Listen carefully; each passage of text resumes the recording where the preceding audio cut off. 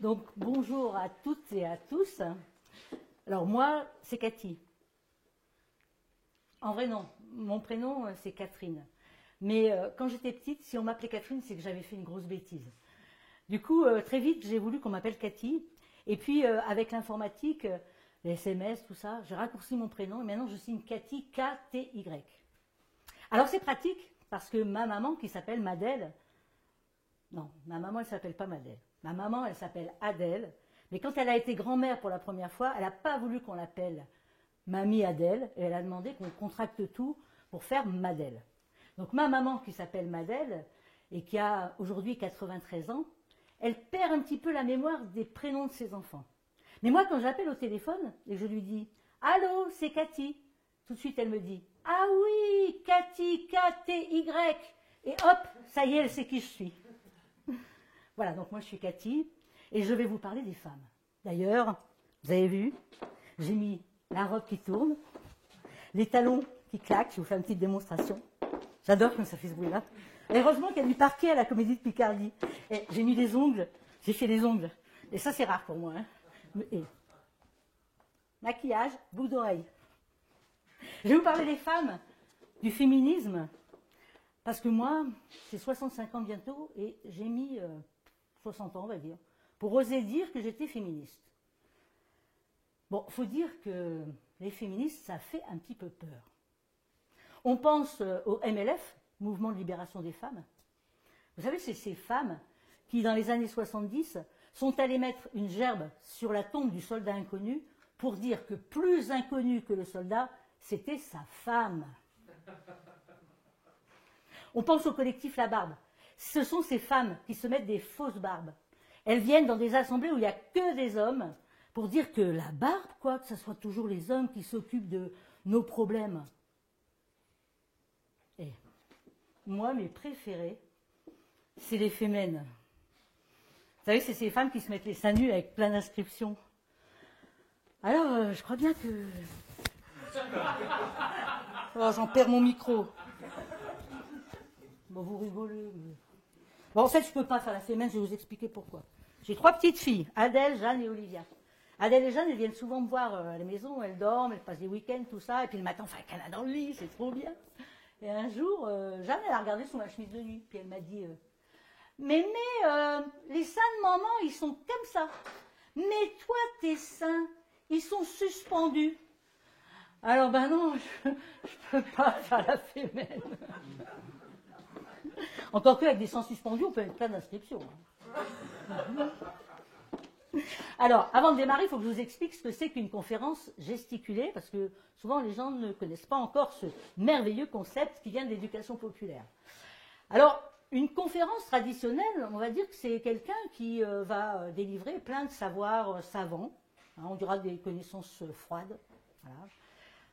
Et puis, alors qu'une conférence gesticulée, c'est quelqu'un qui va d'abord raconter sa vie, et puis à partir de sa vie, il va éclairer toutes ses connaissances chaudes, ses savoirs chauds, il va les éclairer avec des savoirs scientifiques, sociologiques, etc. Dans une conférence traditionnelle, du point de vue des spectateurs, c'est-à-dire de vous, on va dire que c'est plutôt comme ça.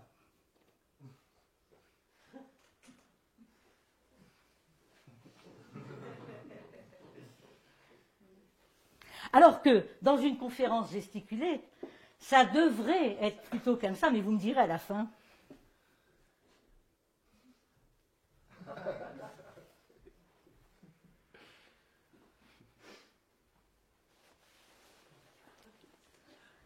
Alors, dans la conférence traditionnelle, il y a quand même quelque chose qui est très très pratique, c'est un pupitre avec des notes. Alors que dans une conférence gesticulée, il paraît qu'on ne devrait plus regarder ces notes, mais moi, de temps en temps, je vais quand même aller les voir. Je vous le dis tout de suite. Dans une conférence traditionnelle, il peut y avoir un message politique à délivrer, mais pas toujours, même pas souvent. Alors que dans une conférence gesticulée, alors là, oui, il y a un véritable atterrissage politique. Et d'ailleurs, je m'en vais immédiatement vous le délivrer.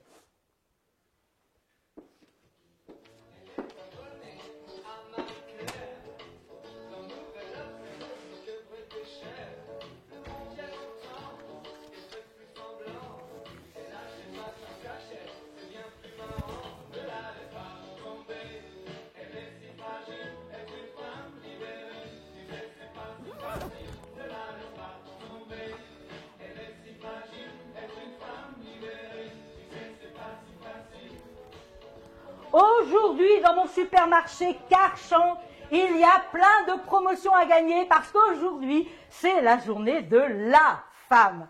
Donc, il y a des promotions dans notre rayon charcuterie, dans notre rayon fruits et légumes, dans notre rayon cosmétiques et dans notre rayon appareils électroménagers. Et pour gagner des bons d'achat, je vous propose de faire un petit quiz avec moi, puisqu'aujourd'hui, c'est la journée de la femme. Est-ce que vous voulez bien jouer avec moi à un petit quiz? Oui. Oh, vous êtes trop gentils. Alors, bon, donc, première question, puisque c'est la journée de la femme. L'écart de salaire entre les hommes et les femmes en faveur des hommes est-il de 14%, 24% ou 34%? Qui veut bien répondre? 34%, 24%. Ah ouais, sauf que vous ne levez pas la main, il faut lever la main. Sinon... Que pour jour, je ne vois pas bien les mains. Ah, madame. 34%. 34%. Non, madame, non, non, non. Alors, il vous reste deux réponses. 14 ou 24. Qui veut bien répondre? Monsieur. 14. Et non, monsieur. Donc, qui veut bien répondre à nouveau? Monsieur? 24%. C'était laborieux, hein? Bravo. Bravo, monsieur.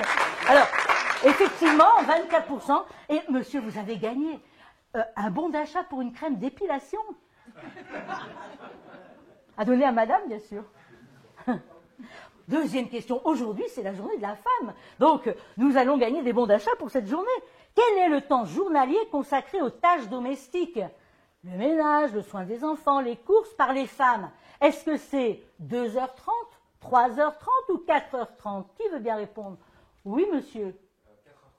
Non, non, non, elles ont quand même fait des efforts pour aller un petit peu plus vite à faire le ménage. Donc, il vous reste deux réponses, 2h30 ou 3h30. Qui veut bien répondre? Monsieur. Oui, monsieur. Bravo, vous avez gagné un balai antistatique à donner à votre épouse. Celui qui retient la poussière. Elle va gagner 10 minutes au moins avec ça, hein. Franchement. Dernière question, parce qu'aujourd'hui, c'est quand même la journée de la femme, pour gagner un bon d'achat. Hein. Bon, question terrible des violences faites aux femmes. Vous avez entendu parler MeToo, balance ton porc. Je vous rappelle que dans notre rayon charcuterie, nous avons plein de promotions aujourd'hui. Bon, enfin bon, je reviens à ma question. Donc, question terrible des violences faites aux femmes. En France, durant l'année 2019, combien de femmes ont-elles été tuées par leurs compagnons? Est-ce que c'est 85? Est-ce que c'est 111 ou est-ce que c'est 148? Ah, j'entends des bruissements. Ah bah vous avez tous gagné, là, tous les gens qui ont répondu. Et vous avez gagné, allez, allez, on va être généreux aujourd'hui à Carchan. Vous avez gagné un super cadeau, une nuisette, à choisir à la taille de votre épouse ou à votre propre taille, dans le rayon lingerie féminine.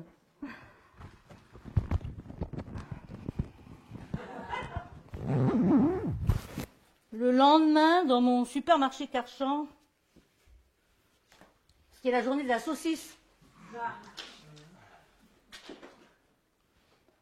La journée de la femme. La journée de la femme.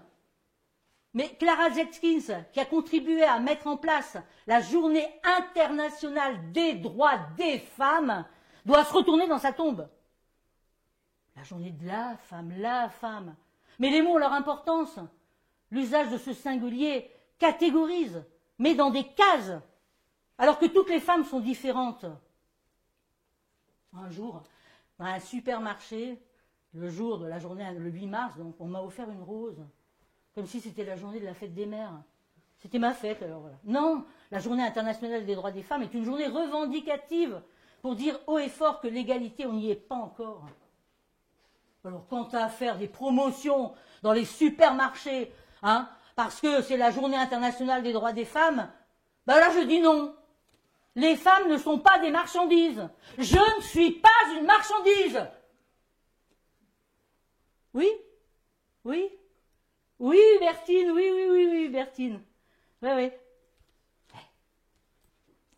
C'est Hubertine Auclair. Oui, Bertine, tu es en colère? Oh, moi aussi, si tu savais, je suis en colère, oui. Je te raconterai. Ah oui, toi, tu sors du 3e congrès socialiste. Il a fallu que tu parles 1 heure à la tribune pour arriver à les convaincre qu'il fallait qu'ils t'aident pour obtenir le droit de vote des femmes. Ben, je comprends que tu sois en colère, hein, Bertine, franchement. Bon, à tout à l'heure, Bertine. Hein. Je t'oublie pas, t'inquiète pas.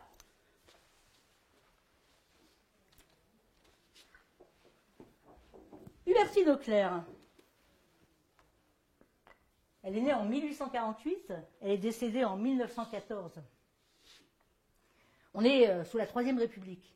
Les hommes votent depuis 1848. Les femmes, non. Les femmes, elles vont encore attendre presque 100 ans avant de pouvoir voter. Et Hubertine Auclair, cette femme d'exception, va passer quasiment tout son temps à permettre que les femmes puissent obtenir le droit de vote. Alors même si elle n'y a pas réussi de son vivant, c'est aussi grâce à des femmes comme elle que les choses ont pu avancer. C'est à cette femme d'exception que l'on doit le terme de féministe.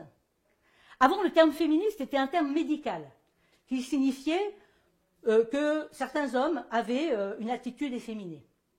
Et puis, Alexandre Dumas fils avait utilisé ce terme à l'Assemblée nationale pour fustiger les hommes qui voulaient le droit de vote pour les femmes. Il les avait traités de féministes, histoire de les rabaisser dans leur virilité. Alors Hubertine, elle reprend ce terme et elle en fait quelque chose de positif en disant que le féminisme, c'est en fait tout simplement défendre les droits à égalité pour les femmes et les hommes. Je crois qu'Hubertine Auclair, elle avait compris avant tout le monde ce que c'était que la désobéissance civile. Étant donné qu'elle ne pouvait pas voter, elle avait décidé de ne pas payer ses impôts. Et puis, elle agissait pour que les femmes aient de meilleures conditions de travail. C'est à elle que l'on doit le fait que les femmes aient eu le droit de s'asseoir pendant leur longue journée de travail, les vendeuses et les ouvrières. Et vous savez ce qu'elle a fait une fois ? Une fois, elle est rentrée dans un bureau de vote. Elle a fait le tour, comme ça. Évidemment, il n'y avait que des hommes. Hein. Donc, elle les a regardés de haut en bas, de bas en haut. Elle ne s'est pas dégonflée. Elle est arrivée près de l'urne. Elle a pris l'urne. Elle l'a balancée par terre et elle a saccagé tous les votes. Voilà ce que c'était Hubertine. Une femme exceptionnelle. Retrouvons-la à la sortie de ce fameux 3e congrès socialiste, où elle avait réussi à être élue déléguée. Oh mais Cathy, mais 1 heure il a fallu que je leur parle à la tribune. Je leur ai dit qu'ils n'avaient rien compris à l'émancipation féminine. Je leur ai dit que la seule chose qui comptait pour eux, c'est de dominer le monde, de dominer les femmes. Cathy, tu sais comment j'ai terminé mon discours? Je leur ai dit, si vous, prolétaires, vous voulez garder vos privilèges, les privilèges de sexe, alors, je vous le demande, quelle autorité avez-vous pour combattre les privilèges de classe? Eh ouais, Hubertine, elle avait déjà tout compris. Elle avait compris qu'il fallait à tout prix rapprocher le combat féministe et le combat contre l'oppression capitaliste. Alors Hubertine, elle a eu beau se battre toute l'année, toute sa vie, pour le vote des femmes. Qui s'en souvient? Elle n'a aucune rue à son nom, aucune place à son nom, aucune statue à son nom. Elle a juste sa tombe qui vient d'être rénovée au Père-Lachaise. Mais c'est au Panthéon que cette femme d'exception devrait être. Comme elle, de nombreuses femmes sont les oubliées de l'histoire. Des femmes de toutes sortes, des femmes féministes, des femmes écrivaines, des femmes scientifiques, des femmes artistes. Michel Perrault, qui a écrit Mon histoire des femmes, nous explique le phénomène qui fait que ces femmes tombent dans l'oubli. La première raison, c'est que les femmes ont été pendant très longtemps dans l'espace privé et non pas dans l'espace public. N'étant pas dans l'espace public, elles étaient moins visibles, ce qui ne veut pas dire qu'elles n'agissaient pas. Et la deuxième raison, c'est que l'histoire contemporaine a été très longtemps écrite exclusivement par des hommes qui avaient une représentation du rôle des femmes extrêmement stéréotypée. Comment il y aurait d'autres héroïnes que Jeanne d'Arc? Ben non, bien sûr. Mais si on ne connaît pas les autres, c'est qu'on ne veut pas qu'elles soient connues. Il faut que les femmes soient convaincues de génération en génération que être une femme et faire de la politique, ou être visible, bah, c'est complètement incompatible. Et puis, dans l'histoire de Jeanne d'Arc, il y a quand même une dimension repoussoire. C'est qu'elle termine quand même brûlée vive sur le bûcher. Et ça fait froid dans le dos. En plus, ça reste vert. Oui, en plus. C'est vrai. C'est vrai. Alors, quant aux artistes, ben, il y a toujours une façon de les dénigrer. Hein. Voilà, donc... Alors moi, vous voyez, je suis quand même bien visible. Et encore que, j'ai failli devenir invisible. On est en 1960, j'ai 5 ans à peu près. Mes parents viennent d'acheter une télé noir et blanc. Vous imaginez, en 1960, c'est extraordinaire.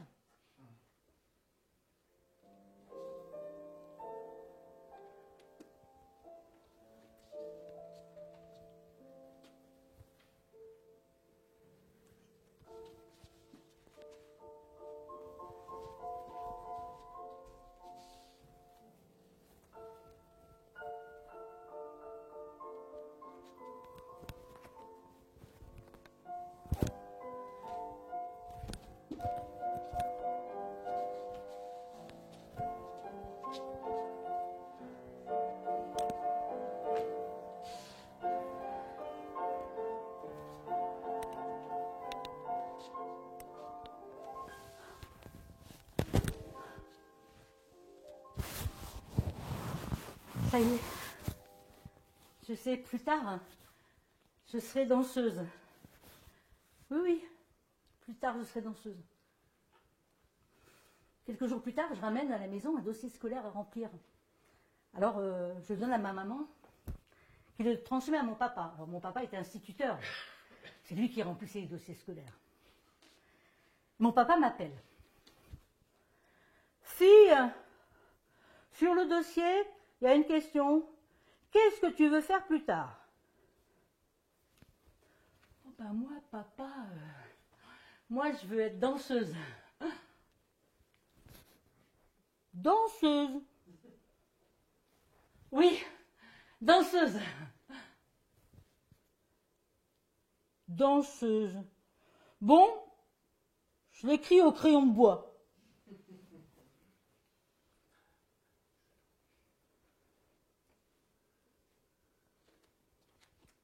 Il a écrit danseuse au crayon de bois. Le crayon de bois, c'est le papier, c'est celui qu'on peut gommer. Ça veut dire qu'il ne croit pas que je peux être danseuse un jour.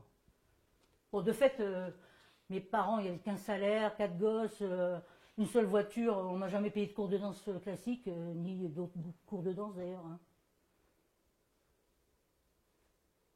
Les années passent et je suis en CM2. J'ai 1 an d'avance. Je vais rentrer au collège en 6e. Je suis trop contente. Je vais partir avec toutes mes copines, ça va être super. Et un jour, mon père m'appelle.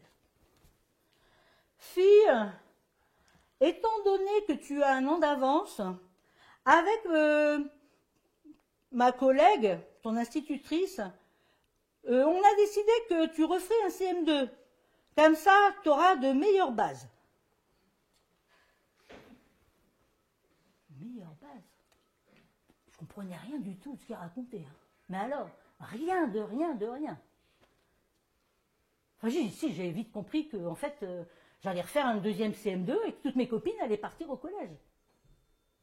Alors ce jour-là, je ne sais pas comment vous dire, j'avais pas les mots, mais intuitivement, j'ai compris que ce qui me dirigeait, c'était tout un système, le système patriarcal.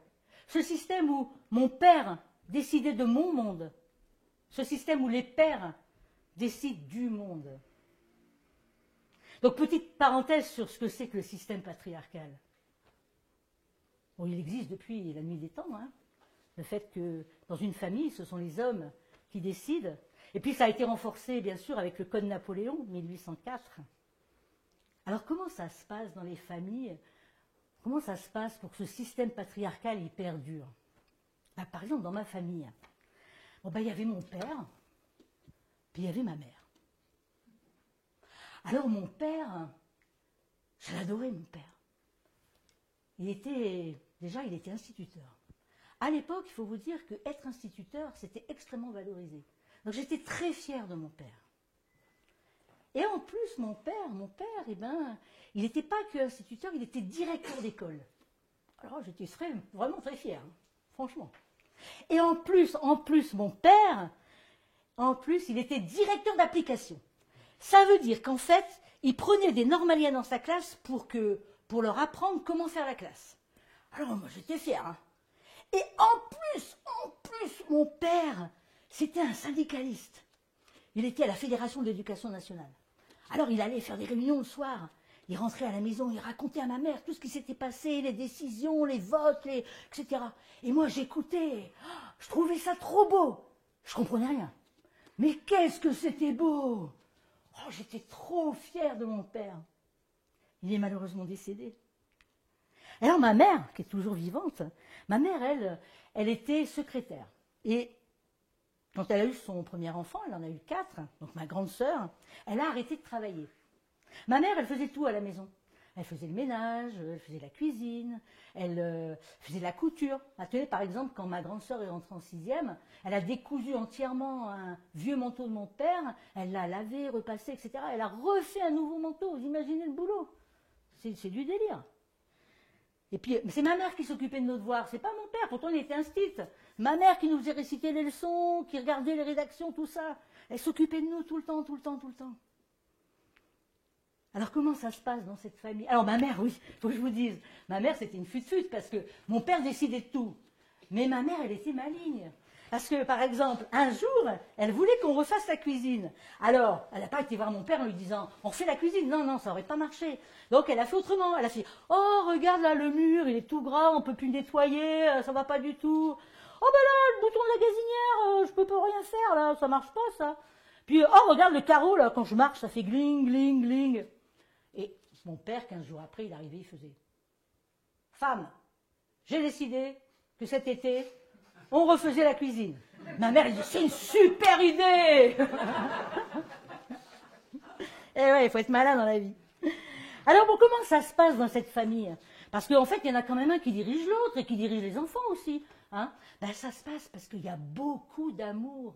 Mais vous ne pouvez pas savoir comment s'aimer dans cette famille. Mon père, ma mère, mes frères et mes sœurs. Oh, mais c'était le bonheur. Il y a de l'amour, mais et en même temps, il y a des tensions. Des tensions liées au travail. Daniel Cargotte dit des tensions liées à la division sexuelle du travail. Ben oui, parce que mon père et ma mère, ils n'avaient pas la même mission. La mission de mon père, c'était une mission de production. Alors, il n'était pas à l'usine, il ne faisait pas des pièces, il produisait des savoirs. Et quand même, il produisait. Alors que la mission de ma mère, c'était une mission de reproduction. 4 enfants en 6 ans. Et pourtant, si on regarde un petit peu plus près, c'est également une mission de production. Ah ouais, le ménage, la couture, les repas, le tricot. Ma mère, elle a dû tricoter 2 kilomètres de laine, hein, voilà, dans toute sa vie. Les devoirs des enfants. Mais c'est une production cachée, invisible, jamais revendiquée, et qui perdure encore, puisque actuellement, les femmes, vous l'avez dit tout à l'heure avec le quiz, font environ en moyenne 3h30 de tâches ménagères par jour, contre 2 heures pour les hommes. C'est une moyenne, ça veut dire qu'il y a des hommes qui font beaucoup de ménage aussi. Hein. Mais la moyenne, elle avance tous les ans, elle avance d'1 minute à peu près, donc ça va très lentement. Voilà. Et encore, pour les gens de ma génération, il y avait des femmes qui travaillaient en plus dans l'entreprise de leur mari, mais qui n'étaient pas déclarées. Donc toute cette production n'était pas déclarée. Le jour où le mari décédait ou le jour où elle voulait divorcer, elle se retrouvait sans aucun revenu. Alors les féministes disent que le patriarcat, c'est l'ennemi invisible pour l'égalité. Et puis, il y a un deuxième ennemi invisible, c'est le capitalisme. Et oui, pourquoi? Parce que, étant donné que avec le patriarcat, les femmes ont été reléguées à ces tâches ménagères, ça va permettre aux patrons de moins les payer. Une femme, ça a ses règles, ça fait des enfants. Quand les enfants sont malades, ça garde les enfants malades. Si les grands-parents sont également souffrants, c'est plutôt les femmes qui vont les garder. Et donc, toutes ces données vont faire qu'à un moment donné, les patrons vont dire, ben, finalement, les femmes, elles sont moins productives. Et donc, ça les arrange bien, les patrons, en même temps. Parce qu'ils ont une main-d'œuvre meilleur marché, flexible. Beaucoup de femmes font des temps partiels. Et en même temps, avoir cette main-d'œuvre flexible et à temps partiel, et moins payée, va permettre de tirer vers le bas l'ensemble des salaires. Regarde mon petit papier pour savoir où j'en suis. Voilà, ça c'est fait. Voilà. Bon, bref, ce que je voulais vous dire clairement, c'est qu'il faut à tout prix, comme disait Hubertine Auclair, qu'il y ait une convergence de lutte entre les féministes et puis l'oppression capitaliste. Voilà, je le dis une deuxième fois parce que ça me plaît de dire ça. Voilà, très bien. Bon, bref, du coup, je raconte ma petite histoire de vie. Du coup, je grandis. Comme j'ai eu des bonnes bases en CM2, mon père, qui connaît tous les filons de l'éducation nationale, en troisième, me fait passer le concours d'école normale. Je vous dis pas, c'était terrible. Une année où tous les mercredis, j'allais faire des dictées avec mon père. Tous les samedis, j'allais faire des mathématiques avec l'institut du coin. Bon, là, vous devenez excellent et vous avez brillamment le concours d'école normale en troisième, alors que normalement, c'est en seconde. Et du coup, ma mère, elle m'a dit « Ah ouais, c'est super, tu te rends compte, c'est bien, Stit, comme ça, tu pourras garder tes enfants le mercredi. » Bon, alors, bon, pourquoi pas, hein, mais il y avait un truc qui n'allait pas du tout, c'est que l'école normale, donc en terminale, j'aurais dû aller faire l'école normale, c'était la rue d'à côté. Donc c'est pas possible. Quand vous êtes dans une famille où on s'aime tant que ça, c'est pas possible, ça étouffe au bout d'un moment l'amour. Donc c'est pas possible. Donc je me suis dit non, institutrice, aller à l'école normale dans la rue d'à côté, il faut que je trouve quelque chose. Et dans mes études, il y avait des profs que j'avais vraiment bien aimés, c'était les profs d'éducation physique et sportive. Pourquoi? Parce que d'abord je les trouvais sympas, bon même s'il y avait d'autres profs sympas, mais en plus ils m'avaient fait faire de la danse. Et là je me suis dit, bingo, je vais pouvoir danser et faire de la danse. Et donc, je suis allée voir mon père, je lui ai dit, bon, papa, tu sais, c'est bien si tu triches, mais je peux être mieux, je peux être professeur. À l'époque, il y avait une petite différence. Hein. Je peux être professeur. Il m'a dit, oui, professeur de maths. J'ai dit, non, prof d'éducation physique et sportive, prof de sport. Il a dit, bon, d'accord. Donc, voilà. Donc, je suis partie faire mes études. Alors, j'habitais dans le Nord, à Douai. Je suis d'abord allée à Lille, 30 km, j'ai mis de la distance. Et puis, l'année d'après, carrément, je suis allée à Paris. Non. Encore plus de distance. Pourtant, je les adore, mes parents, franchement. Voilà. Hey. Vous ne savez pas qui j'ai rencontré à Paris? Vous ne savez pas? À Paris, j'ai rencontré mon futur époux, Thierry Patinet.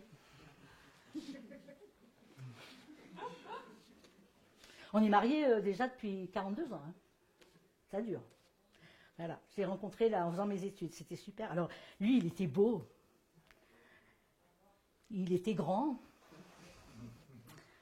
il sentait bon. Il avait la peau douce. Pour les gens qui le connaissent, il parlait bien, franchement, il parlait super bien. Alors, vraiment. Et en plus, c'était un syndicaliste. Et en plus, il est devenu président du syndicat de l'UNEF. Alors là, j'étais... Non, mais ça va pas recommencer, cette histoire-là. Non, mais franchement, non, bon, je bois un coup, parce que là, franchement, c'est trop d'émotions. Bon, donc, voilà. Thierry Patinet, c'est fait aussi. Et donc...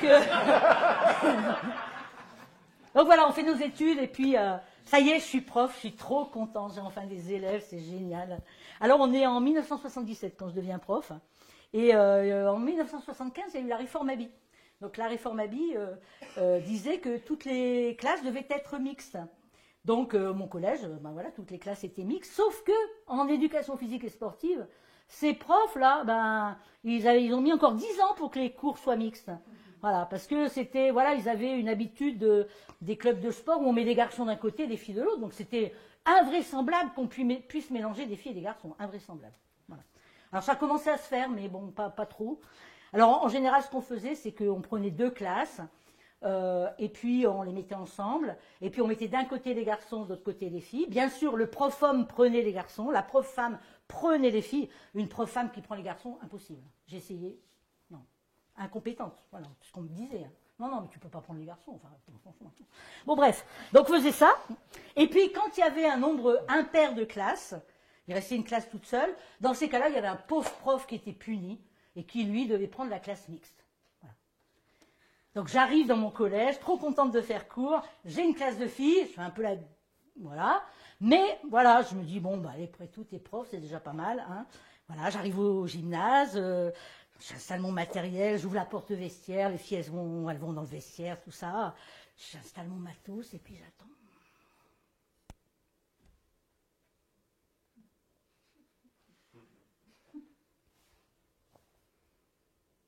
J'attends, je sais pas moi... 5 minutes, 6 minutes, 7 minutes, j'en sais rien, mais c'est long d'attendre des élèves quand c'est votre premier cours, vous ne savez pas quoi faire. Alors je me décide, je toque. Bah alors, mesdemoiselles, on va les... Bah, vous n'avez pas mis votre tenue. Ben non, madame, parce que nous, l'an dernier, on était en classe mixte. Et le prof, votre collègue là, eh ben, toute l'année, il nous a dit de rester dans le vestiaire, bien au chaud, pendant que lui, il prenait les garçons pour aller jouer au foot. Et comme il nous disait, vous ne savez pas jouer au foot, donc c'est pas la peine de venir. Quoi? Vous avez dit ça, mon collègue? Bon, écoutez, non mais on verra ça après avec lui. Bon, mais c'est pas grave, c'est pas grave, vous venez sans tenue et puis on va bien faire quelque chose. Mais non, madame, parce que nous, on n'est pas sportive. Alors, comment vous dire? Quand vous êtes prof de sport et vous avez des élèves qui vous disent qu'elles ne sont pas sportives, vous dites, je vais faire quoi là? Eh bien, je leur ai parlé d'Alice Mia. Alice Mia, voilà, je vous la montre. Alice Mia, elle est née en 1884, elle est décédée en 1957. Alice Mia, c'est la femme qui a... Ah, et travers, hop, on en met droit. C'est une femme qui a fait la promotion du sport féminin en France. Hein. Donc on est dans les années 1900-1920. C'était une sportive déjà, elle faisait de l'aviron, de la natation. Elle a créé la première grande fédération qui a regroupé toutes les fédérations, tous les clubs sportifs féminins. Hein. Donc c'était du boulot quand même de faire ça. Elle a créé les premiers championnats de France d'athlétisme féminin, les premiers championnats de France de football féminin. Voilà. Et puis, fort de tous ses succès, elle est allée voir, on est en 1919, elle va voir Pierre de Coubertin, vous savez, celui qui a rénové les Jeux Olympiques. Et elle lui demande pour que les femmes puissent participer aux Jeux Olympiques. Et Pierre de Coubertin lui dit que non.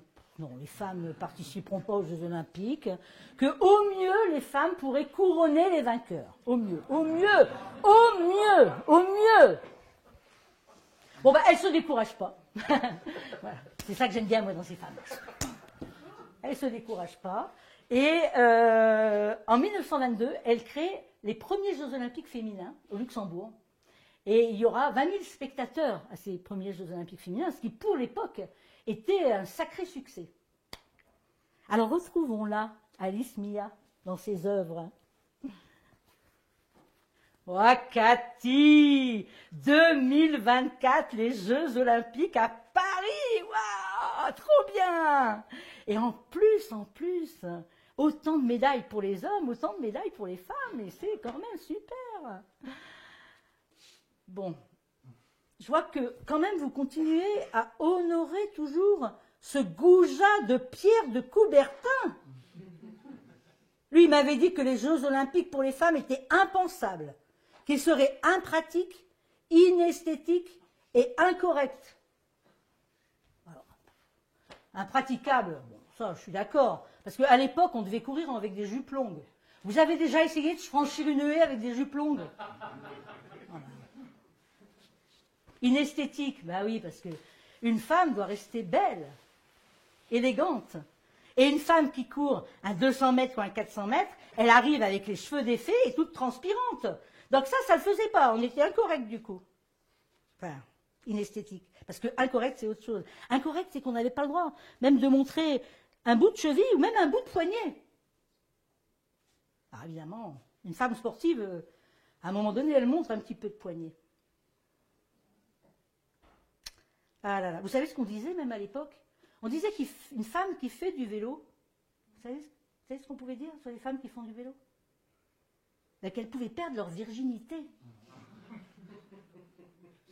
Si, si. Ou alors même, ce qu'on disait encore, on disait qu'elles pouvaient y prendre du plaisir. Bon, en général, ce qu'on disait des femmes qui font du vélo et du sport, c'est qu'elles n'auraient jamais d'enfants. Et ça pour une femme. Oh, merci Alice. Alors, j'aurais parlé d'Alice à mes élèves. Bon, ce que j'ai oublié de lui dire à Alice, là, c'est quand on converse, là, c'est comme avec Hubertine, des petites conversations secrètes. Ce que je ne lui ai pas dit, c'est que, certes, il y a beaucoup plus de femmes qui font du sport qu'en 1920. En 100 ans, ça a énormément évolué. Mais quand on regarde les chiffres, il y a beaucoup plus d'hommes que de femmes qui font du sport. Et puis, ce sont plutôt les femmes des milieux aisés qui font du sport. Les femmes des milieux populaires font peu de sport. Voilà, ça aussi, ça fait partie de l'inégalité.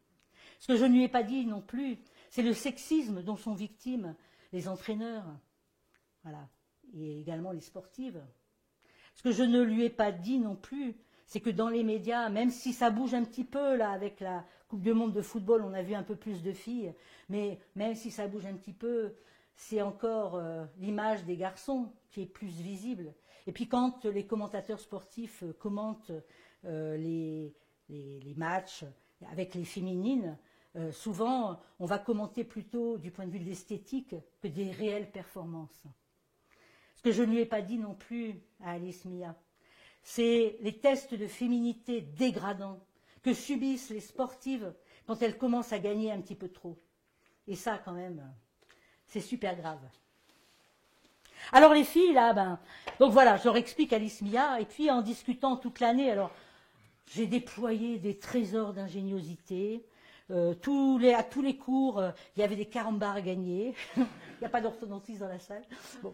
Et donc voilà, tout le monde gagnait. C'était super. J'ai passé une année super avec ces filles. Mais petit à petit, j'ai compris en fait qu'elles étaient victimes aussi. Il y a le système patriarcal, mais il y a autre chose qui est un peu en synergie. C'est victime des normes de genre. Alors qu'est-ce que c'est que des normes sociales? C'est un ensemble de règles, de comportements que les individus doivent prendre, utiliser pour faire partie d'un groupe. Et les normes de genre, c'est l'ensemble des règles, des comportements que l'on se doit d'avoir si on veut être reconnu dans le groupe des garçons, si on est un garçon, hein, donc les normes masculines, et puis l'inverse si c'est du côté féminin. Alors d'où ça vient tout ça? Ça vient de l'anthropologie, hein, donc Françoise Héritier, qui est décédée il y a à peu près 1 an, nous explique que toute la pensée humaine s'est construite par l'observation des différences corporelles qu'il y a entre les hommes et les femmes. À partir de cette observation des différences corporelles, s'est construit des catégories binaires, par exemple le haut, le bas, le froid, le chaud, le dedans, le dehors, l'actif, le passif.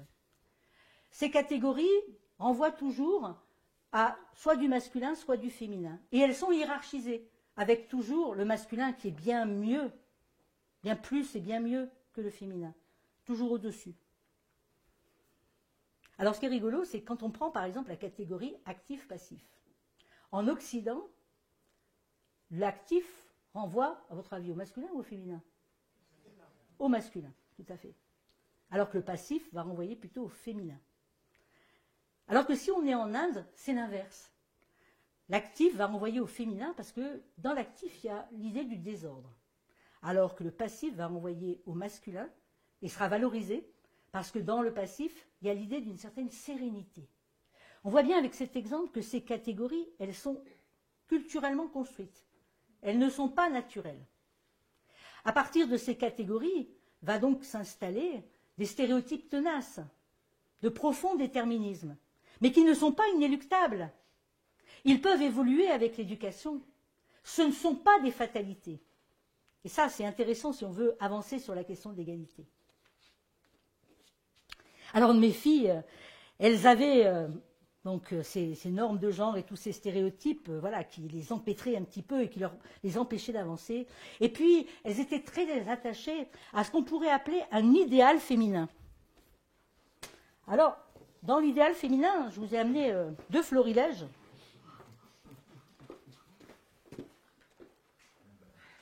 La poupée Barbie et le syndrome des princesses. Alors, on va prendre d'abord la poupée Barbie.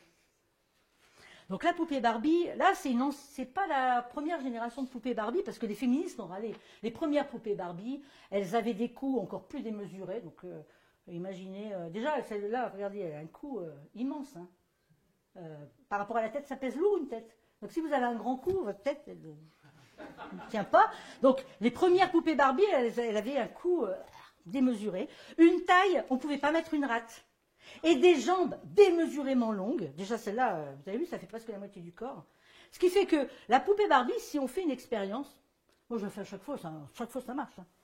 Voilà, vous essayez de la faire tenir debout, ben, ça ne marche jamais. Elle tombe tout le temps. Parce que vous pouvez essayer de tenir debout avec des jambes. Imaginez, mes jambes, elles arrivent jusque-là. Mais c'est impossible. Hein. L'être humain, déjà, il a du mal à se tenir debout. Alors si en plus vous lui rajoutez 20 cm... Bon, en fait, la poupée Barbie, c'est pas une poupée Barbie, c'est une extraterrestre. Sauf que les petites filles, elles se sont bien identifiées aux poupées Barbie. Moi, je me suis bien identifiée. J'en ai une, j'avais 10 ans. Voilà, alors, bon, quand j'ai eu 18 ans, ben, j'ai commencé mon premier régime. Bon, vous croyez pas, hein, j'étais pas comme ça quand j'étais étudiante pour être prof de PS. Hein, fallait tourner des saltos, des choses comme ça. Hein. J'avais, je ne vais pas vous dire combien de kilos de moins, mais bon, voilà. Donc j'étais fine. Mais quand même, à 18 ans, j'ai dit non, il faut que tu maigrisses. Voilà.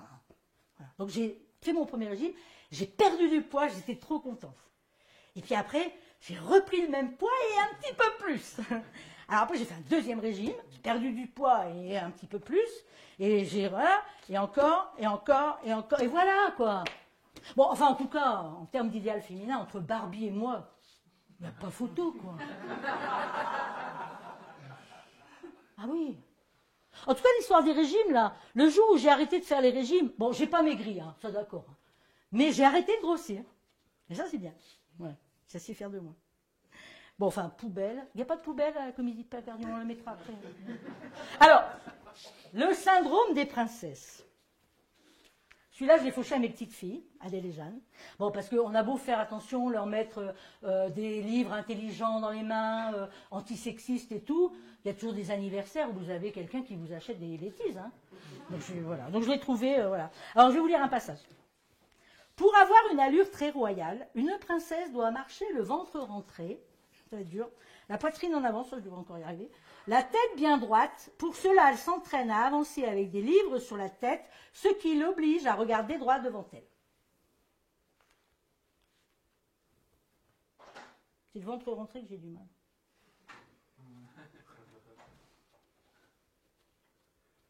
Bon, est-ce que j'ai l'air d'une princesse?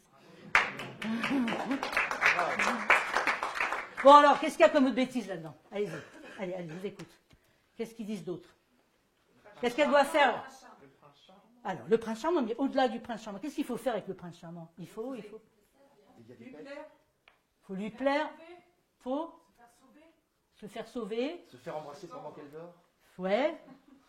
En général, on fait quoi avec le prince charmant? On attend le prince charmant. On attend. Je vous rappelle que les filles, elles sont dans la catégorie passif. Hein, on attend le prince charmant. Moi, les petites filles, je leur dis pas attendre. Un jour, mon prince viendra.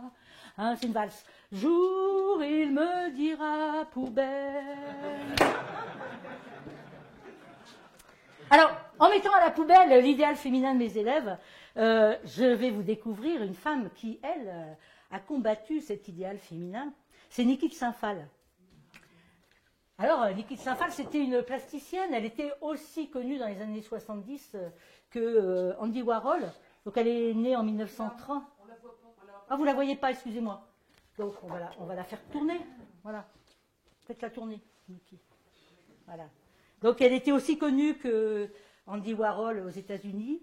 C'est une des premières plasticiennes à s'être intéressée au corps des femmes.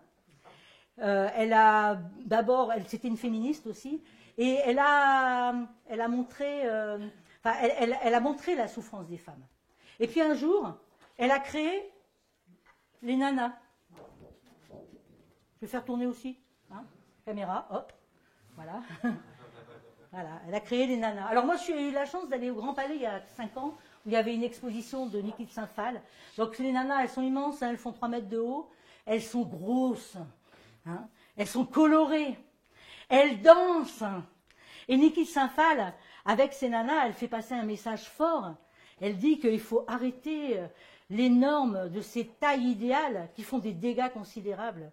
Elle nous dit très clairement, voilà ce que les femmes doivent être, libres dans leur corps et en même temps libres dans leur tête. Et moi, je vous propose d'applaudir Niki de Saint-Phal tous ensemble. Parce que vraiment, c'est aussi quelqu'un d'exception. Et du coup, maintenant, j'ai envie de vous mettre un petit peu au boulot. Voilà. On va faire un petit jeu. Je vais vous donner une feuille de papier. Donc, on peut faire passer, là, voilà. Donc, c'est écrit d'un côté parce que vous en avez besoin après. Voilà, faites passer les feuilles, si tu fais. Merci. Et puis des crayons. Voilà, pareil, on fait passer les crayons. Hop. Voilà. Faites passer par là. Faites passer devant, derrière. L'idée, c'est... Vous avez vu que là, j'essaye... J'ai choisi, mais bon, j'aurais pu en choisir d'autres. J'ai choisi, pour l'instant, 3 femmes que j'ai voulu rendre visibles pendant ma conférence gesticulée, parce que je trouve ça insupportable que ces femmes soient... Alors, Niki de Saint-Phal, elle n'est pas invisible, mais Hubertine Auclair et Alice Mia, elles sont peu connues du grand public. Et donc, la consigne... J'étais prof, alors je donne des consignes. Non, mais c'est pas grave, tu vas réfléchir pendant ma consigne. Donc, la consigne, c'est... Vous pouvez travailler seul ou à 2 avec votre voisin, faites comme vous voulez. C'est de rendre visible une femme.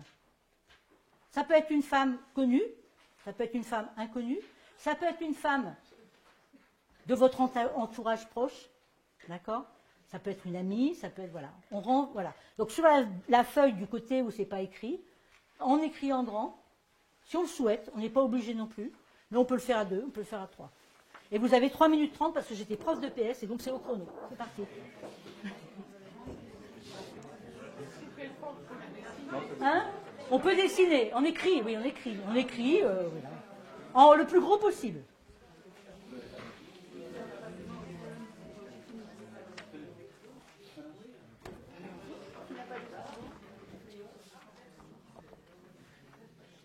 Voilà, vous pouvez réfléchir à plusieurs.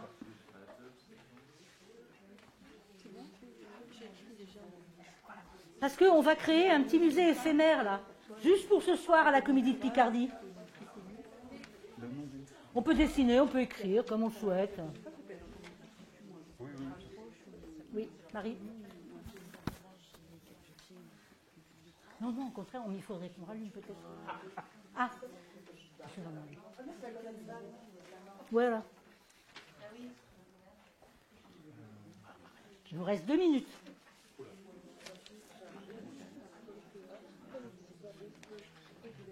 C'est bon.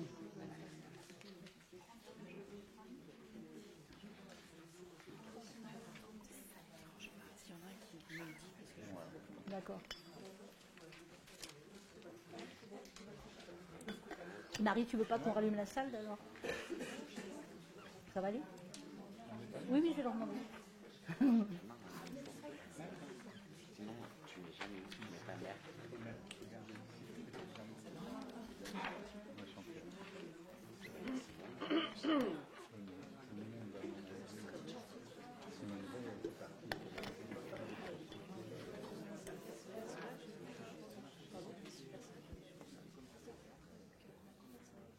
Alors, j'ai une question à vous poser. Est-ce que ça vous dérange si Marie vous filme? Parce que on va donc, je vais vous demander ensuite de lever vos feuilles. Et encore une fois, s'il n'y a rien d'écrit, c'est pas grave du tout. Hein. Voilà, de lever vos feuilles. Et voilà, si ça vous dérange, ben on le fait pas. Hein. L'idée, c'est de créer tous ensemble un musée éphémère pour juste pour ce soir. Est-ce que ça dérange quelqu'un? Non? D'accord. Ça y est pour tout le monde à peu près? Oui? Alors, Romain, t'as fini? C'est bon? T'as écrit quelque chose au moins? Parce que toi, je te connais, t'es un peu mauvais élève, hein, donc... Vous l'avez coaché un peu, lui, parce que lui, c'est un rebeu. Je ne sais pas, il faudrait qu'il m'explique. Ok. Alors, on y va? Allez, tous ensemble. Voilà. Vous me faites un super cadeau en faisant ça. C'est génial. Voilà. Donc, je vais essayer de lire. Annie Famose, Violette, Marie Curie, Rigoberta Menchú, Benoît Groult, Cathy, gentil, Marianne James.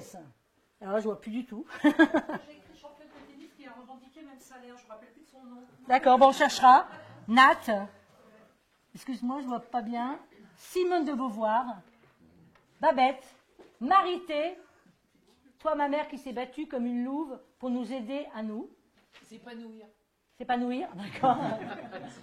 Indira Gandhi, Tituba, sorcière de Salem, Alida Godbert, Clémentine Lacéal, Louise Michel, Joséphine Baker, Marie de Gournay, la fille, tu peux dire d'Alliance de Montaigne, qui au XVIe siècle a écrit « Pourquoi la femme n'est pas l'égale de l'homme ». D'accord. Simone Veil, ma mémé, Aïssata Touré Khan et Maria Lé. Alors moi déjà, il y a plein de noms de femmes que je ne connais pas. Donc vous voyez, vous me faites super plaisir parce que j'ai envie de les connaître maintenant. Alors, est-ce qu'il y en a un ou deux d'entre vous? Ah pardon, heureusement que tu es là quand même, Franck. Kiki, Janice Joplin, Claudette, Anne Sylvestre, Olympe de Gouges, Rosa Luxembourg et Rosa Parks. Alors, est-ce qu'il y a l'un ou l'une d'entre vous qui veut bien nous dire qui est la femme que vous avez écrite sur votre papier?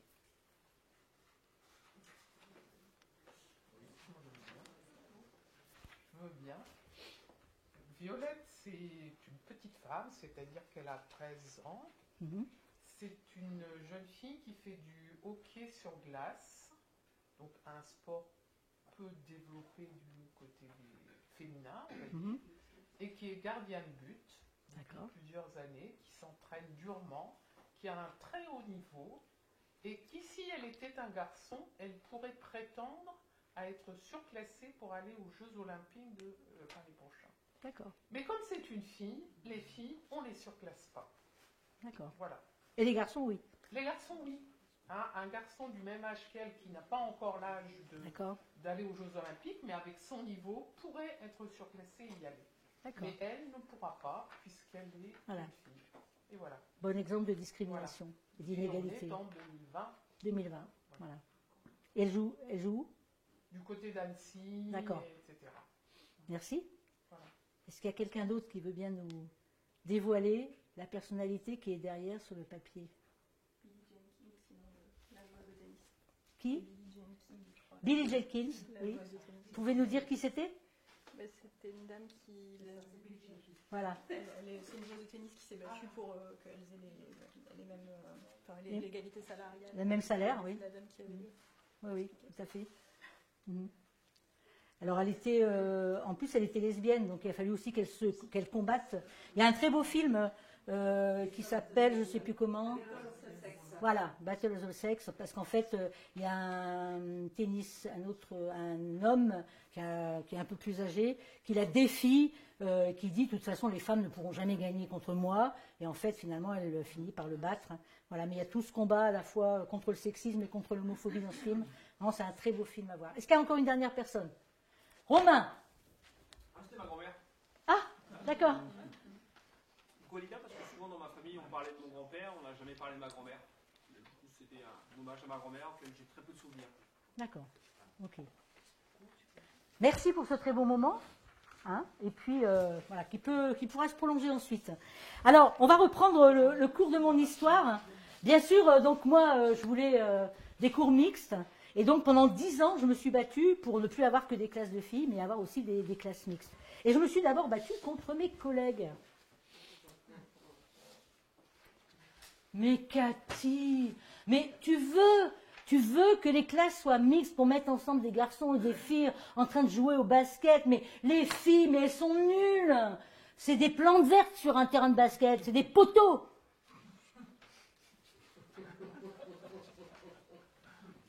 Mais Cathy, en plus, tu voudrais que les garçons et les filles fassent du rugby et que les garçons et les filles fassent de la danse.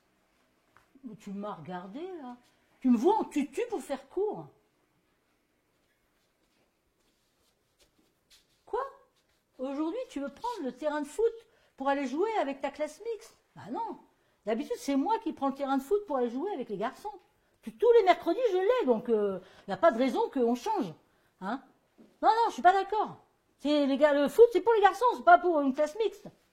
Puis dis donc, d'abord, qu'est-ce que tu connais, toi, en foot?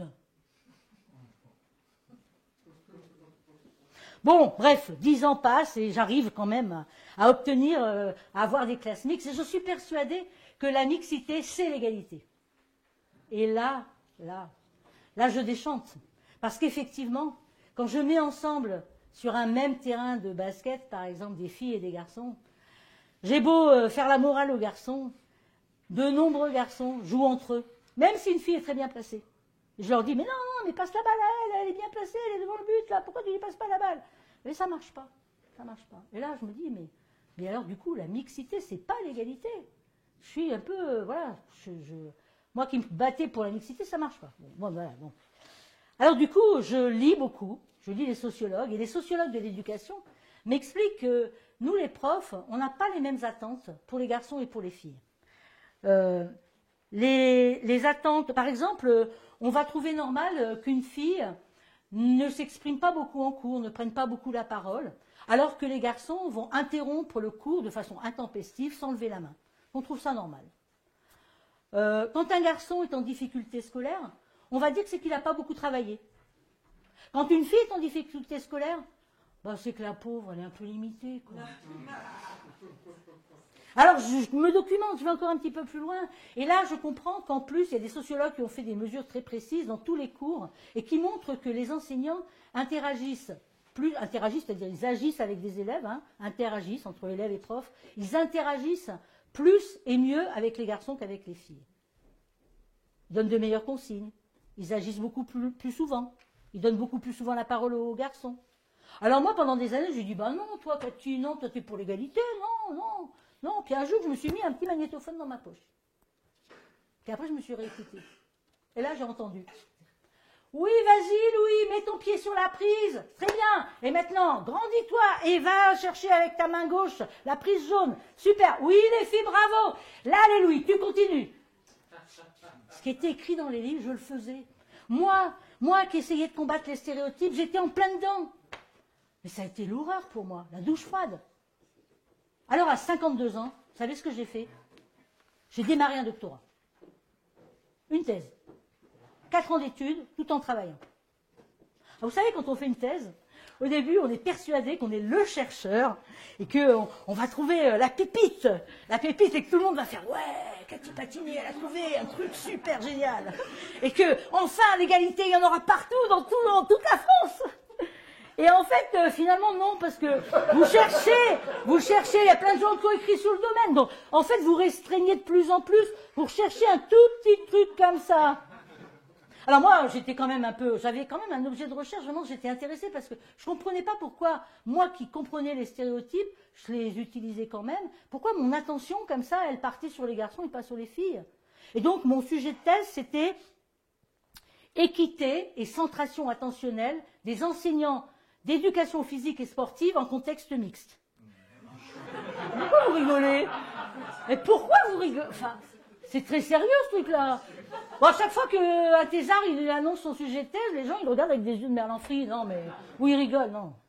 Ouais. Je ne sais pas si vous avez vu ce film comment il s'appelle? Il y a Agnès Jaoui qui joue dedans. On connaît la chanson.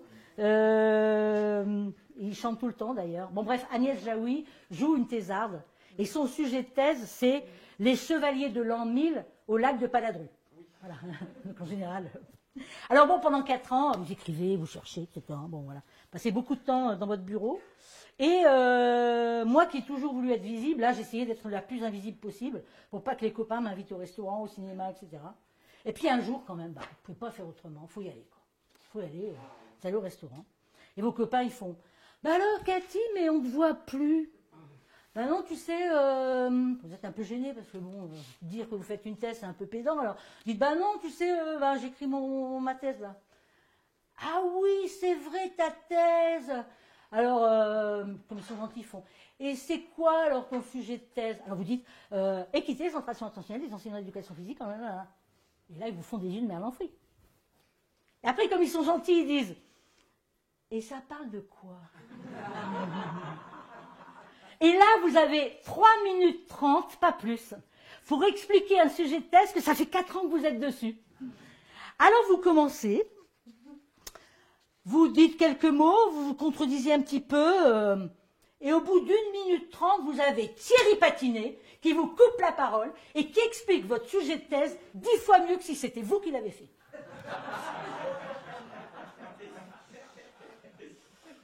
Et vous rentrez chez vous après. 2 mois après, vous savez que vous soutenez votre thèse, il va y avoir un jury terrible qui va vous poser des sacrées questions. Et vous dites, je suis trop nul. Thierry Patinet, tu veux pas aller à ma place? Eh bien, Thierry Patinet, il m'a suivi ça toute... bon, on est toujours mariés, mais pendant 42 ans, il continue encore à prendre la parole à ma place. Et pendant des années, je me suis dit, mais qu'est-ce qui se passe avec Thierry Patinet? Ou alors, je suis trop nul, je me suis dit ça. Je me suis dit, mais t'es trop nul, quoi. T'es qu'une gourde. Puis un jour, j'ai lu encore.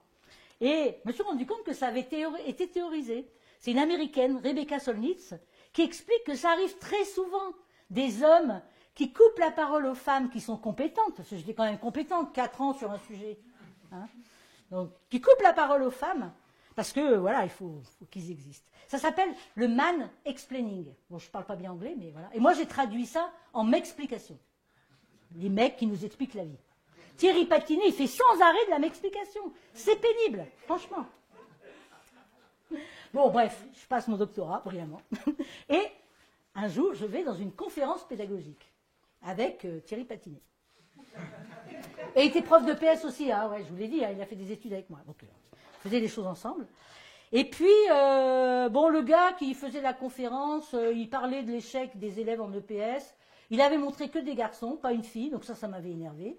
Donc à la fin, je me dis, bon, il faut poser une question, quoi. Bon, je suis un peu sympa, je lui dis, c'était bien votre conférence, voilà. Mais quand même, à la fin, je lui dis, pourquoi il n'y avait pas de filles, quoi. À un moment donné, il faut arrêter. Bon. La conférence se termine, on sort de la salle, et il y a un copain à nous qui tape sur l'épaule de Thierry Patinet et qui lui dit, ah ben, ça doit pas être rigolo tous les jours chez toi.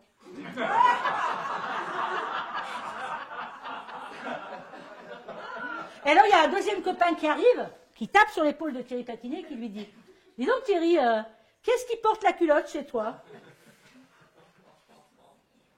Je ne dis rien. Nous sortons de la salle. Nous montons dans la voiture. Lui à la place du conducteur, moi à la place du passager. Je vous ai dit, ouais, les stéréotypes, moi je suis en plein dedans, hein, voilà. Comme nous tous, hein, d'ailleurs. Et je dis à Thierry, t'as entendu ce qu'ils ont dit là, ces connards? Et lui il me dit, bon, c'est quand même pas si grave.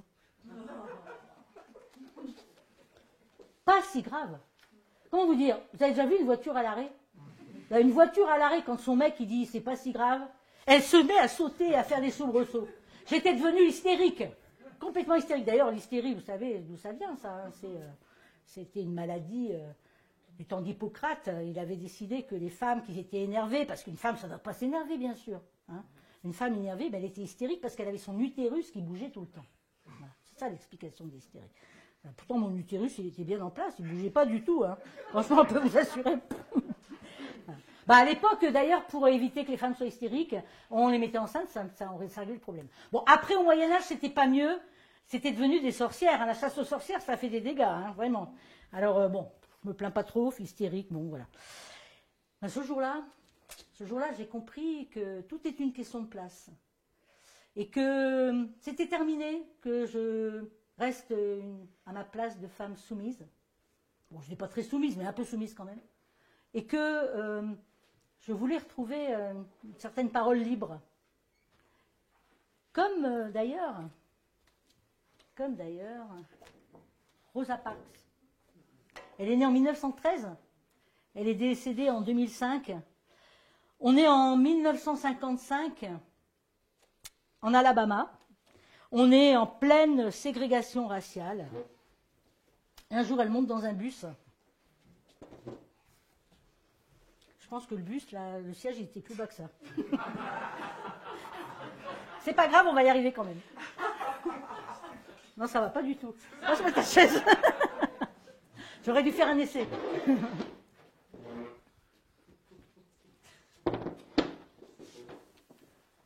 Elle a mis un chapeau en plus. Non.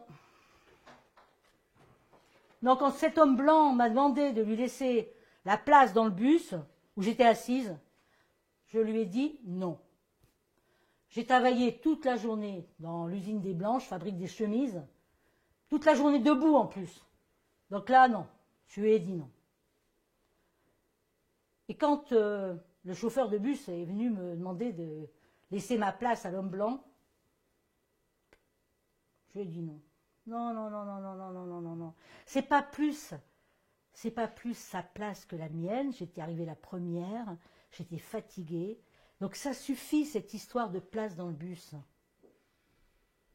Non. Et donc après, bien sûr, j'ai été emmenée au poste. Mais franchement, intérieurement, qu'est-ce que j'étais heureuse d'être restée assise. Eh oui, Rosa Parks, en restant assise, devient symboliquement une femme debout. Elle change de place. Grâce à elle, la lutte contre la ségrégation raciale, qui va être relayée après par Martin Luther King, va avoir une première victoire, va gagner une première victoire. Pour moi, Rosa Parks représente symboliquement le fait que toutes les luttes féministes devraient converger avec l'ensemble des luttes contre les discriminations. Femmes racisées, femmes musulmanes,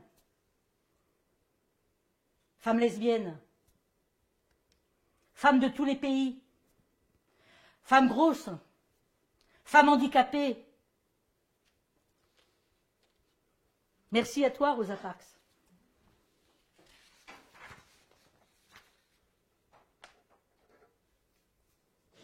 Mademoiselle, vous êtes charmante. Alors on fait connaissance? C'est quoi ton numéro? Et ta petite jupe là, c'est pour moi? T'es bonne, tu sais que tu m'excites. Réponds, sale chienne. Ma conférence ne pourrait pas être complète si je n'évoquais pas les violences sexistes et sexuelles faites aux femmes. En France, il y a un viol toutes les 7 minutes. 10% des femmes violées portent plainte et seulement 90% de ces plaintes sont classées sans suite. Autrement dit, il n'y a que 1% des viols qui sont condamnés. Il y a une vingtaine d'années, j'allais travailler à Amiens. J'habite Clermont-de-Loise, donc j'allais travailler à Amiens. Je prenais le train très très tôt. C'était un samedi matin. J'étais en retard. Et donc je monte dans le train. Vraiment, j'allais le louper, quoi. Je saute dans le wagon. Et je tombe nez à nez avec le contrôleur. Celui-ci me demande mon billet. Je lui tends. Il me dit, mais madame, vous êtes dans un compartiment de première classe et votre billet, c'est un billet de seconde classe. Je me confonds en excuses. Je lui explique que, vous avez bien vu, hein, je suis montée dans le train comme j'ai pu, hein, donc voilà. Et puis je vais aller m'asseoir en seconde, ne vous inquiétez pas. Et là, il me dit, oh non, il n'y a personne dans ce train. C'est samedi matin, à 7h du matin, il n'y a personne. Bon, vous pouvez rester là en première, hein, franchement, c'est pas... Bon, je vais m'asseoir. Le temps passe un petit peu, et puis à un moment donné, il s'approche de moi. Il me parle du temps qu'il fait. Alors, je lui réponds. Après, il me parle du temps qu'il faisait hier. Je lui réponds aussi. Puis il me parle du temps qu'il fera demain.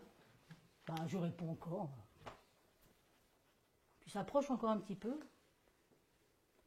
Et là, il commence à me demander ce que je vais faire à Amiens. Déjà, là, je me dis, mais pourquoi il me demande ce que je vais faire à Amiens? Me plaît pas trop cette question. Ça ne le regarde pas après tout, mais comme il m'a fait une petite fleur en me laissant dans les premières, je lui réponds, je vais travailler évasivement. Puis petit à petit, la conversation, elle va dériver de plus en plus sur Je voudrais en savoir un peu plus sur ma vie. Est-ce que je suis mariée? Est-ce que j'ai des enfants? Je ne réponds pas. Je suis évasive. Je me dis, ça ne le regarde pas, mais en même temps, voilà. Et puis, il change de place. Il vient s'asseoir à côté de moi. Et puis, dans ces questions, il s'approche vraiment de moi. Je sens son épaule contre la mienne.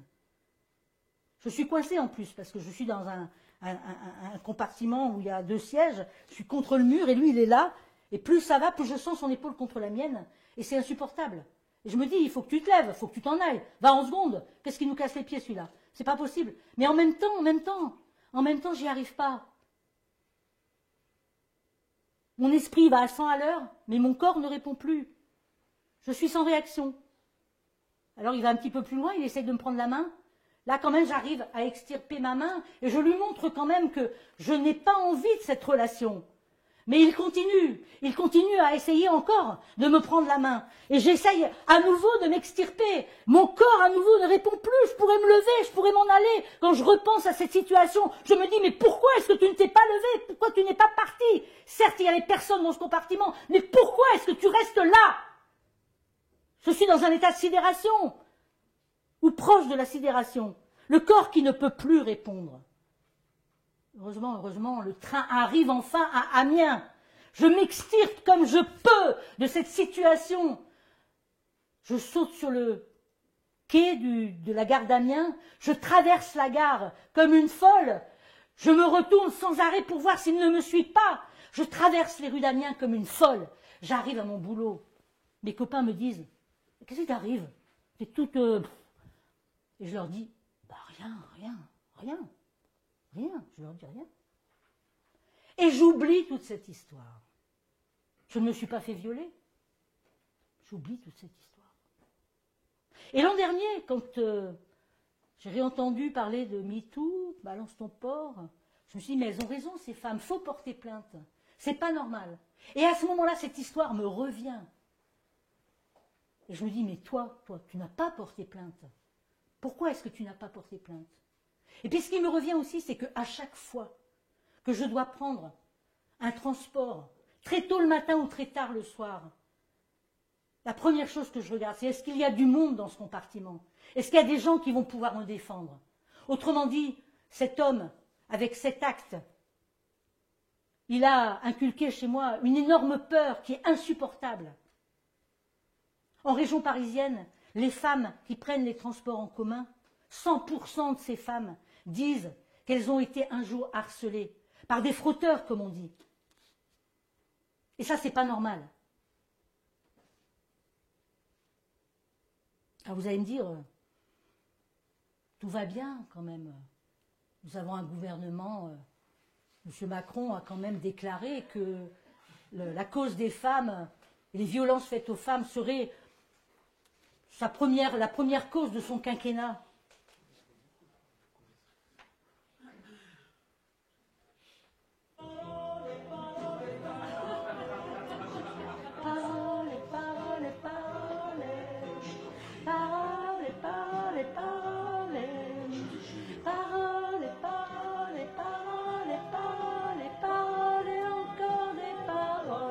Que tu sèmes au vent.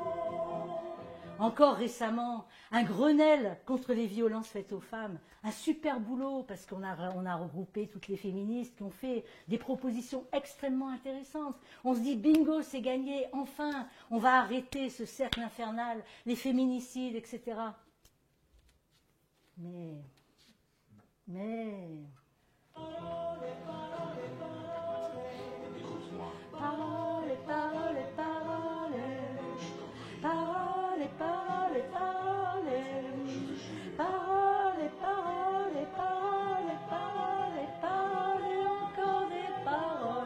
que tu sèmes au vent. Eh oui, parce que le budget du droit des femmes, c'est le plus petit budget de l'État. C'est 0,007%, vous imaginez. Avec le Grenelle contre les violences faites aux femmes, les féministes réclamaient un budget d'1 milliard, et je crois qu'on va leur donner 300 millions, donc autrement dit peanuts, alors qu'elles ont fait un vrai travail avec de vraies mesures. Donc si ce n'est pas le gouvernement, ça va être à nous d'agir. C'est nous qui devons essayer de faire avancer les choses. et avancer sur 2 plans. Déjà, faire qu'il n'y ait plus cette culture du viol qui existe dans notre société, et puis qu'il n'y ait plus non plus ces petites blagues sexistes. Donc la culture du viol, qu'est-ce que c'est? La culture du viol, c'est un ensemble de croyances autour du viol. Par exemple, les gens sont persuadés que le viol est commis par des inconnus, des chômeurs, des immigrés. Hein. Alors, il faut savoir que la plupart du temps, les femmes qui sont violées connaissent leur violeur. Hein. Ça doit être dans 4 fois sur 5. Le mythe du viol qui est commis dans des endroits sombres, dans la rue, dans les parkings, etc. 4 fois sur 5, voire 5 fois sur 6, le viol est commis à l'intérieur des maisons, par des personnes tout à fait ordinaires, des pères de famille. Et oui, alors, ma petite note là, voilà, le mythe des pulsions sexuelles différenciées. Voilà, le fait que les hommes auraient des pulsions sexuelles et des désirs beaucoup plus importants que les femmes. Non, quand même, il faut arrêter avec ça. Le mythe également selon lequel une femme qui dit ne pas vouloir une relation sexuelle avec un homme, si l'homme la force un peu, finalement, pendant l'acte, elle va y prendre du plaisir. Ça aussi, c'est une croyance. Et enfin, la dernière croyance, c'est le fait que les femmes seraient des manipulatrices. Et que quand elles viennent pour dire « cet homme m'a violée », en fait, la coupable, enfin le coupable ou la coupable, c'est elle. Hein, c'est-à-dire que ce n'est pas l'homme qui est coupable. Est-ce que finalement, cette femme s'est habillée correctement? Est-ce qu'elle a eu un comportement qui faisait que l'homme n'a pas cru que... La culture du viol, c'est le fait de dire aux filles et aux femmes de faire attention à ce qu'elles portent, comment elles le portent, comment elles se comportent, où elles vont, quand elles y vont, avec qui elles doivent marcher, à qui elles doivent faire confiance, ce qu'elles doivent faire, où elles peuvent le faire, avec qui elles doivent le faire. La culture du viol, c'est le fait de demander aux filles et aux femmes ce qu'elles boivent, en quelle quantité, si elles sont seules, si elles sont avec un inconnu, si elles sont en groupe, si elles sont avec un groupe d'inconnus. La culture du viol, c'est le fait de demander aux filles et aux femmes s'il fait sombre, si elles ne connaissent pas bien le quartier, si elles transportent quelque chose, comment le transporter, quelles chaussures elles portent, au cas où elles devraient courir, quel genre de sac elles portent, quels bijoux elles portent, quelle heure il est, dans quelle rue, dans quel environnement. La culture du viol, c'est le fait de demander aux filles et aux femmes avec combien de gens elles couchent, avec quel genre de gens elles couchent, qui sont leurs amis, à qui elles donnent leur numéro de téléphone. La culture du viol, c'est le fait de demander aux filles et aux femmes si elles sont seules lorsqu'elles se font livrer. C'est leur dire qu'il faut avoir une porte avec un Judas, qu'il faut regarder dans le Judas avant d'ouvrir la porte, qu'il faut avoir un chien ou une machine à un chien qui simule les aboiements d'un chien, qu'il faut avoir un colocataire, qu'il faut prendre des cours de self-défense, qu'il faut toujours être vigilante, toujours faire attention, toujours regarder derrière soi, toujours regarder autour de soi et ne jamais baisser leur garde. Et que si malgré tout, malgré toutes les précautions, elles se font agresser sexuellement, ben c'est qu'elles n'ont pas suivi les règles et que c'est de leur faute. Alors, il y a autre chose en plus de la culture du viol, c'est le sexisme ordinaire. C'est toutes ces petites blagounettes que nous, les femmes, on subit. Par exemple, ça donne ça. Bon alors, ma cocotte, oh, mais t'as mis ta petite jupe. Ah, ça te va bien. Ça fait pas un peu pute? Bon, bah, ça va, quoi, je plaisante. Bon, des branches, quoi. T'as tes règles ou quoi? Alors, si nous, femmes, on faisait la même chose aux garçons, ça donnerait ça. Ça va, mon coco? Oh, t'as mis ton petit pantalon moule burne. Ça te fait des belles petites fesses, hein? Bon, t'es pas un petit peu gigolo, non? T'as monté tes tarifs ou quoi? Bon, ça va, quoi, je plaisante. Bon, des branches, quoi. T'as ta crise d'hémorroïdes ou quoi? Eh oui, c'est tout ça. Alors, bon, ma conférence va se terminer, mais il y a quand même une question qui me taraude, c'est comment se fait-il que j'ai mis 60 ans avant d'oser dire que j'étais féministe? Et je pense que, en fait, je l'étais quand même, mais à la façon d'un colibri. Je ne sais pas si vous connaissez la légende du colibri. Hein, là, alors, je vous la raconte vite fait pour ceux qui ne la connaissent pas. C'est Pierre Rabhi, hein, qui est un écolo, qui raconte, c'est un petit colibri dans une forêt amérindienne, il y a un grand incendie, et il y a un petit colibri qui va chercher un tout petit peu d'eau avec son bec. C'est tout petit un colibri, hein. Tout petite goutte d'eau, il va mettre une petite goutte d'eau sur l'incendie. Et puis il retourne, et puis il fait plusieurs voyages comme ça. Puis à un moment donné, il y a un gros éléphant qui lui dit « Qu'est-ce que tu fais, petit colibri, quoi? Tu crois que tu vas éteindre l'incendie avec ton bec, là ?» Et le petit colibri, il fait « Je sais, mais je fais ma part. » Et je pense qu'avec mes petites actions, et celles d'aujourd'hui, ben, je fais ma part. Même si ça me trouble quand même de ne pas avoir franchi le pas et dit plutôt que j'étais féministe. Alors Christine Bard, qui a écrit le dictionnaire du féminisme, explique que ce terme est difficile à définir. Le féminisme, ça serait une forme de résistance face à une oppression généralisée, mais cette forme de résistance serait sans chef à sa tête. Et puis il varierait tout le temps.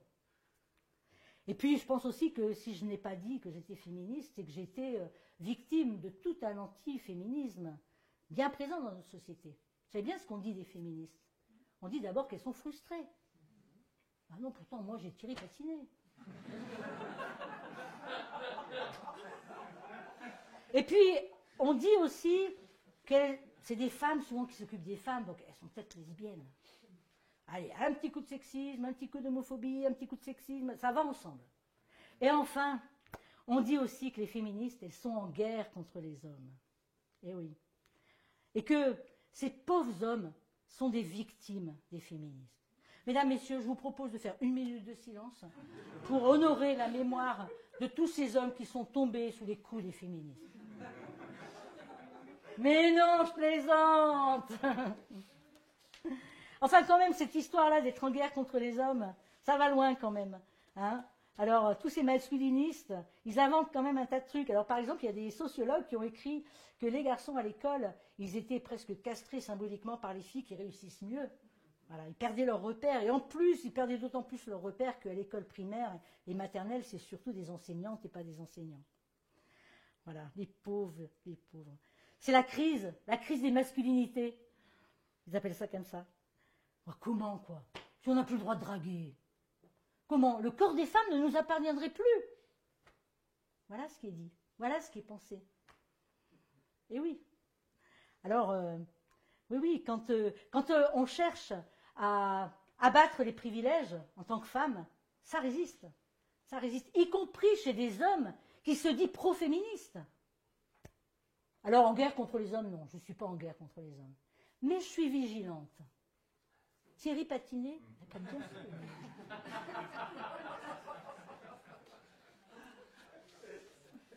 Alors, j'ai oublié quelqu'un, excusez-moi, mais quand même, là, non, je ne peux pas terminer comme ça. J'ai oublié Madeleine. Maman. Si je suis devenue ce que je suis, plus émancipée, c'est grâce à toi que je le dois.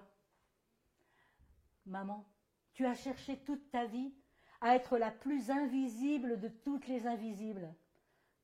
Mais c'est complètement loupé. Parce qu'avec ton sourire, ton intelligence, ta pugnacité, tu nous as montré le chemin. Et je peux le dire aujourd'hui, toi aussi, tu as fait ta part. Alors, la conférence se terminant, je voudrais vous dire une chose, c'est que moi je vais continuer à faire des conférences parce que vous voyez, je vais faire ma colibrette. Mais je suis contente parce que tout à l'heure vous avez joué le jeu, vous avez créé ce musée juste pour la Comédie de Picardie. Je vous ai donc transmis un petit virus et j'espère que vous allez pouvoir continuer à rendre visible plein de femmes. Vous avez vu, c'est facile. Un papier, un crayon, on en parle. Femmes connues, femmes inconnues, femmes de la petite histoire ou de la grande histoire, femmes de la grande histoire ou de votre propre histoire, peu importe. Rendons-les visibles, parce que c'est par cette visibilité qu'on ira vers beaucoup plus d'égalité. Et là, vous pouvez retourner votre feuille. Qui n'avons pas d'histoire, nous, nuit, la nuit des temps, les femmes, nous sommes le continent noir, debout, femmes esclaves.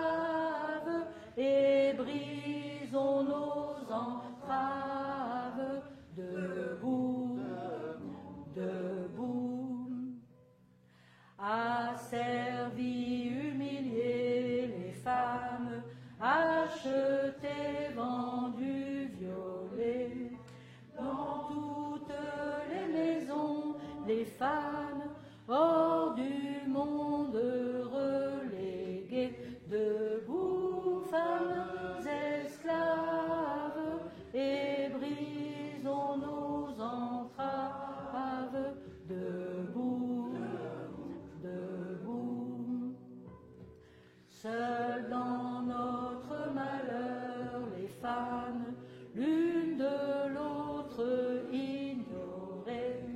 Ils nous ont divisés, les femmes, et de nos sœurs séparées. Debout, femmes esclaves, et brisons nos entraves. Debout, debout.